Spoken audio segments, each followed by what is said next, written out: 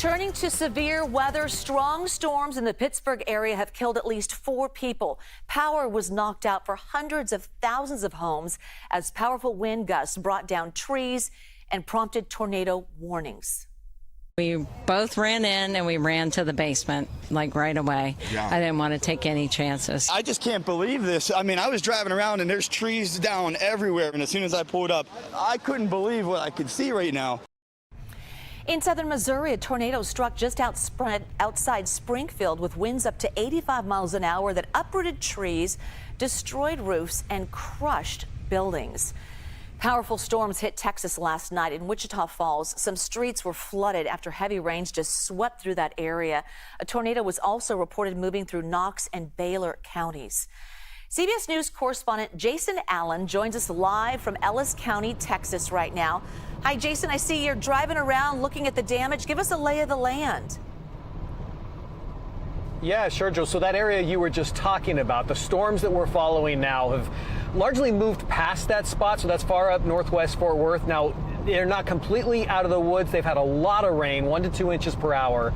So they're still watching the rivers there as everything drains away. There's predictions the river there in Wichita Falls could rise to major flood stage. So they'll be watching that throughout the afternoon and into the evening. The new focus right now, and let's show you here out the front, we're driving south of the Dallas-Fort Worth area, and this is an area right now that is still in a tornado watch. We have gotten out of the heavy rain that we have seen in the Dallas-Fort Worth area over the last, I'd say, hour and a half to 2 hours. There's been some lightning, and if you watch as we're in this shot, don't be surprised if you see some lightning flashes here, heavy rain, and there's the potential, especially as we get into the afternoon hours, for some large hail and even some isolated large tornadoes. If we can go back to that dash shot just for a second, and you look at the sky and you see how those overcast skies are kind of broken up, because we're getting into an area right now where the overcast, the cloud cover, it isn't quite as thick as it's been in Dallas-Fort Worth. The temperatures down here are warmer, and that could enable some of these storms to kind of redevelop and get strong. So this is an area, again, south of Dallas-Fort Worth and then extending east across Texas out toward Arkansas. They'll be watching throughout the afternoon into the evening hours for those big storms that could produce some big hail, maybe some big tornadoes. We'll be watching it here, Jules, throughout the afternoon and evening. All right, Jason Allen, thank you. And thanks to your driver, too, and staying in the slow lane. Appreciate it. All right, so we saw them cruising around, a lot of damage. And then he was talking about the tornado warnings that could happen at any time. Yes. Or the warnings now where a potential tornado could happen. That northeast corner of Texas where he is, let me show you why that's the bullseye. Okay. Look at the view from the satellite right now looking down on us. So we'll get that high view. You see this big congregation right here. There's definitely something happened in this part of the country. That's what the visible satellite looks like. But if we look at this from a cloud top perspective, we can pull out where the higher clouds are and the greater source of energy in the atmosphere right now. And this is pretty much parked right over northeast Texas.